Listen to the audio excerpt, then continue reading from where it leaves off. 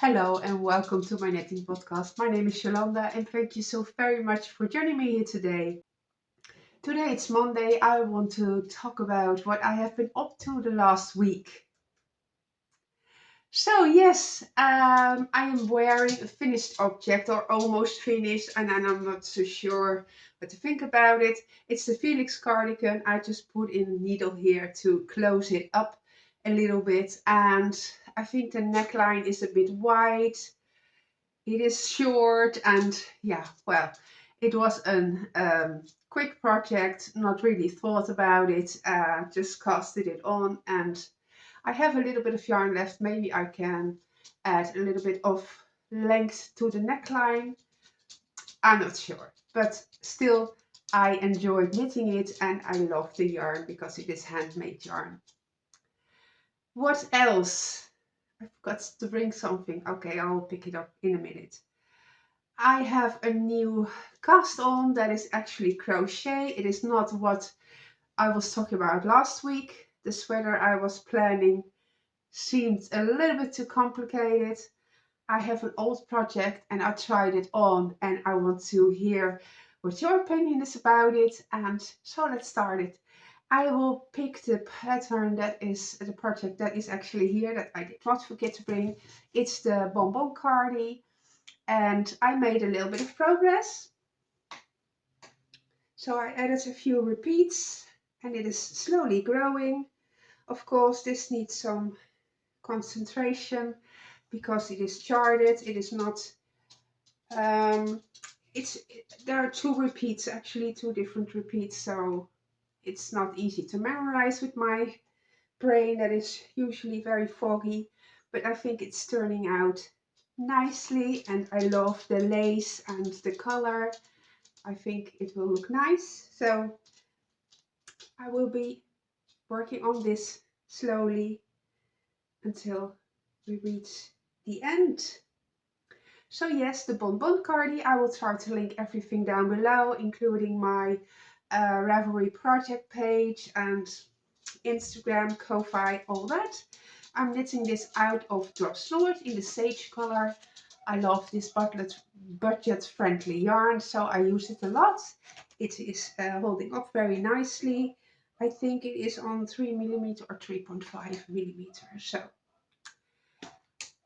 the old project I wanted to talk about is the Dewy Yoke by Zenet Knits. And I showed this before. It needs to be finished. It is only the body and I am still not 100% sure about all this. It's made out of Holst yarn together with a color changing yarn. So I need to do the sleeves and I have to look up where I left off so I can continue the color work. I have some pictures showing how it looks when I have put it on. So it fits very nicely. It's actually, I really like the fit. I like the ease it has. It's a little bit more fitted and I really enjoy that. So that is a pattern that I'm thinking about finishing or not, but I think I will finish it anyway. But yeah, I talked about it before. I'm more at fluid and floral designs. The geometric designs are not so much something I enjoy, but I mean, I love the colors and I think it fits well, so I might as well keep working on it. All right, I will pick the next pattern before I go on to my new project. So yes, how could I forget the Dragonfly sweater by Eleanor Mortensen? And I just bound off the body yesterday, the sewn bind off, and I did a little bit of neckband, and I chose the very small one that she calls the white neckline, and I finished the whole body. So then again, we're at the sleeves. That seems to be a thing. And I was really contemplating not doing any color work on the sleeves, but I'm not sure. I'm really not sure.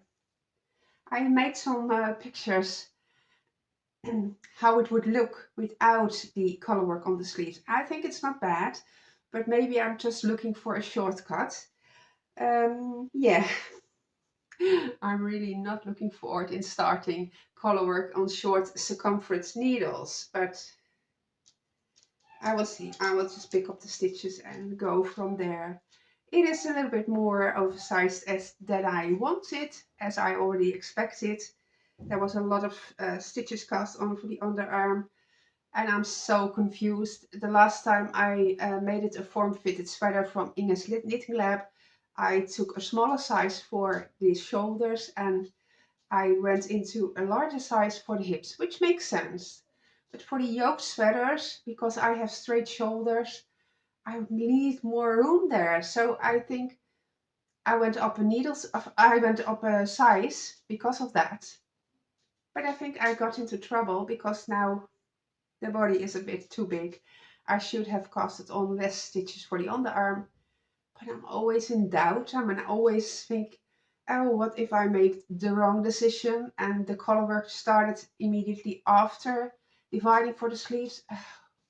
Well, then I think it's better to have it a little bit too big than a little bit too small, because I have one of those and it is such a beautiful sweater, but I just cannot wear it because it's too tight. As soon as I move, the whole sweater goes up. So I hope I made the right decision so this will not happen with this sweater, but I hope it will grow on me because I'm not so sure. But it's a beautiful sweater, that's for sure. And it is very interesting to knit with the Holst yarn. It's the super soft, which is 50% Shetland and something else. Let me see, let's not lie to you all. 50%, yeah, merino and 50% Shetland wool. So I am very interested to see how this will turn out when it is washed. So yes, a very nice and labor intensive sweater, which was not the designer's idea because she made it quite easy. She totally chose one color for the color work and she changed the background color in a fade, which is so much more easy than making it like this. But I really fell in love with one of the test knitters and I thought I will do the same. Yeah, and I did. And I'm not sure. But we will see. I will continue with this and the other one. And I hope I will be more pleased with it as I will continue. Maybe I'm just too picky, I'm too insecure because everything feels insecure. And then also the knitting feels insecure. And I wanted to start a beautiful pattern I showed you last week. And then I read the instructions and I thought, oh, I'm not sure I can handle this. You start with an I-cord and then knit on one side and pick up here and professional there. I was not in the right space for that. So I was looking for a table runner and something easy to crochet, and I thought it would look really nice on my dark table, something in the neutral colors like the placemats I have here. It just really is nice on the dark surface. So I was looking for a table runner and a home sweet home table runner. It's very simple. Just I thought that I thought that would be lovely to have. So it is a very simple pattern with just double crochet and chains, and it is looking also very simple and easy. I will just continue this until the desired length. I took some bare yarn that is light DK sport weight. They call it sport weight, but I think it's a little bit thicker than that. It's just a wool and nylon blend. And I am either keeping it this simple or I will crochet an intricate border around it. I found a crochet border with flowers and I love flowers. I will see when I get there. First, I need to repeat this a million times, but that's okay. I am enjoying this. This is very mindless for me. So yeah, I hope I put in some pictures here for you so you can see what I am talking about and what I am excited about. So this is quickly and short. I have some other things to talk about. So if you are here only for the knitting, I can say goodbye, and I hope you, even though it was short, you enjoyed it anyway. Yeah, let's talk about my hair.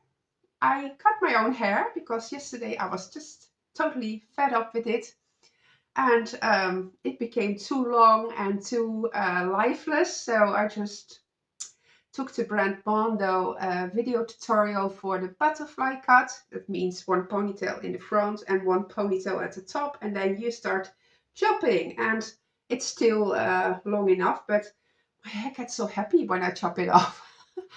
And because it suddenly starts curling, and yeah, well, I need to learn not to constantly fuss with my hair because I'm not used to anything in my face.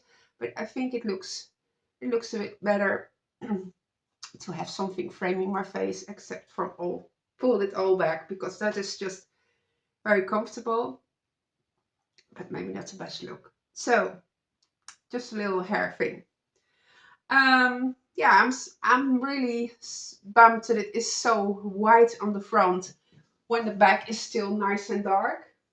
So yeah, I just wish this was on the front and the gray was on the back. But hey, we can't choose that. And I am done with the dyeing. I stopped dyeing my hair when it was COVID 2020, and yeah, I don't ever want to go back. It's just my hair grows so fast, and I don't want to be dyeing my hair every 4 weeks. So yes, and the next thing is I started baking bread, and I tried that a lot of times in the past. Since we moved to this house, I had plenty ideas, but I'm not really a good cook and also not a good baker. And that's right. I'm talking too much and then my throat gets itchy. So I tried the sourdough. I had a few successes, you can call it, but somehow I don't really like the taste of sourdough. That's maybe, I don't know, the texture and the taste is not really what I like. I really like the Dutch bread, which is more soft. So, and I thought I can do yeast. I mean, we have no problem with using yeast, but there's also a variation for yeast that you long ferment. So it gets a little bit benefits of the sourdough because of the long fermentation. It is breaking down the gluten, which makes it easier to digest. So I was interested in that, but it looks so simple if you look at the YouTube videos, and I was like, something is constantly different, but there are a lot of variables. I mean, the flour you use, the humidity, that kind of things, it all reflects and impacts your dough. So I think I'm close of having it good enough. So my sons are at the point they say this is so much better than the bread we got. So they are totally sold on my bread. And so I make two breads a day, and one goes in the freezer for the next day, and then I will just repeat it. The breads are not that big. I have a picture here. They are a bit of dark on the top. Something I need to perfect. I have a microwave oven. So it is an oven and a microwave and a grill. It is just very small and compact. So I don't have a real big oven that can fit the Dutch oven to make the round balls. And I just have to make do with what I have. So the breads become a little bit smaller, but I can still fit two tins in there. So two 500 grams bread, and so far I made only white bread. Today I added some whole wheat flour, so we will see how that works out. And I got distracted, and I don't know what I did, but something went very wrong. But okay, it's at the bulk fermentation right now. Then I am very interested to see if it starts rising again and forming bread. And so I think it's very creative. I love the feel of the dough. It's just like playing with clay. I always enjoyed making clay flowers and garlands and all that. And I think there was a period in my life when I was I mean, maybe 10, 12 years old.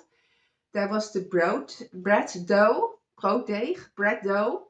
And it was not for eating, but it was to mold little sculptures like baskets with fruit and vegetables and all that stuff. And then you baked it in the oven like bread.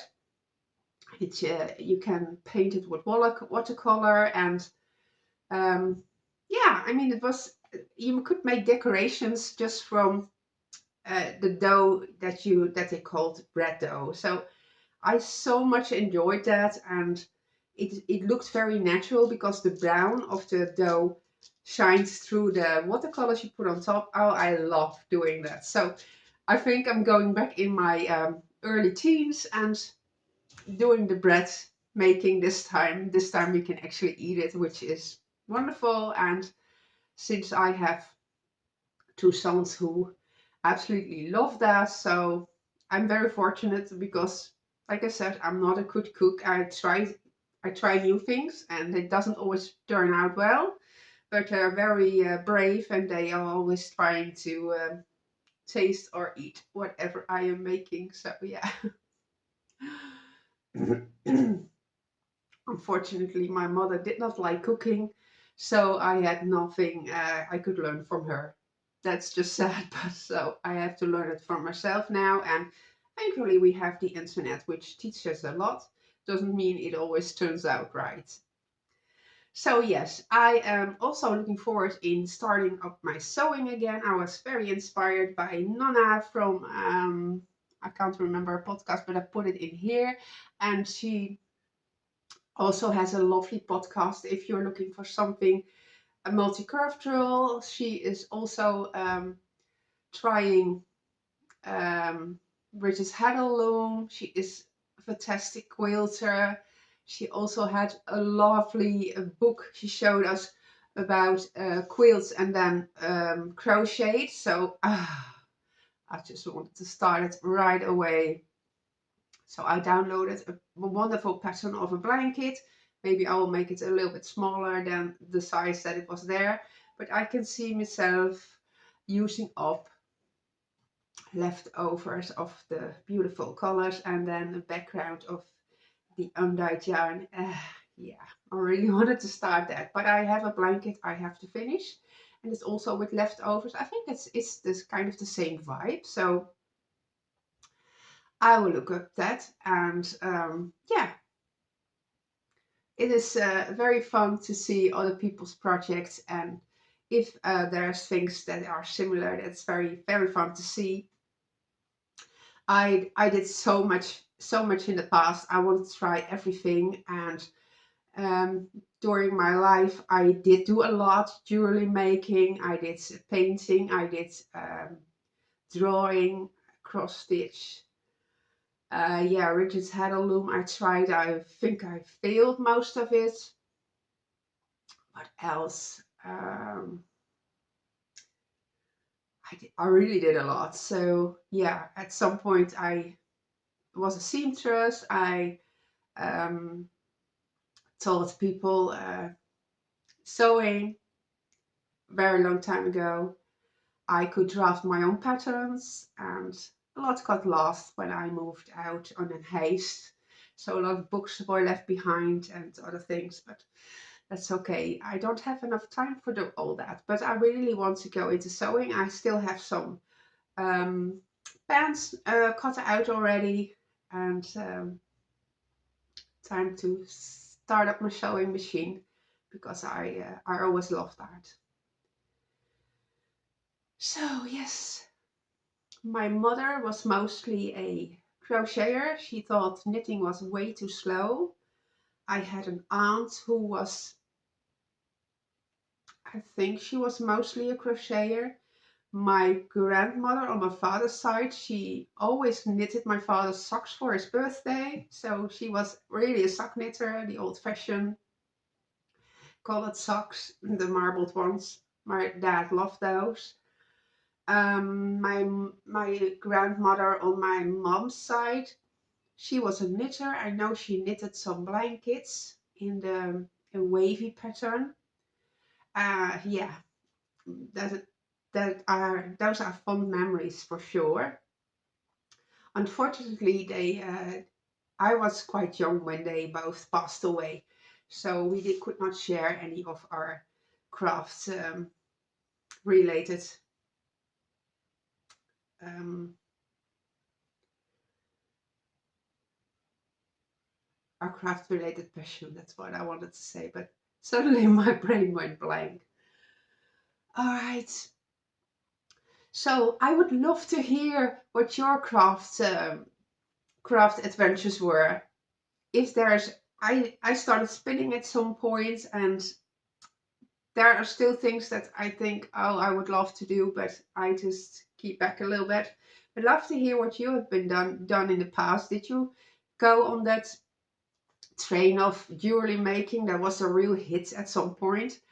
And yeah, maybe you did something completely different. Gardening is also a hobby a lot of people have. I enjoyed that. Unfortunately, my health is not that good, so I can do a lot of it. But yeah, I would love to hear what your hobbies are. Reading, maybe writing. I would love to hear that.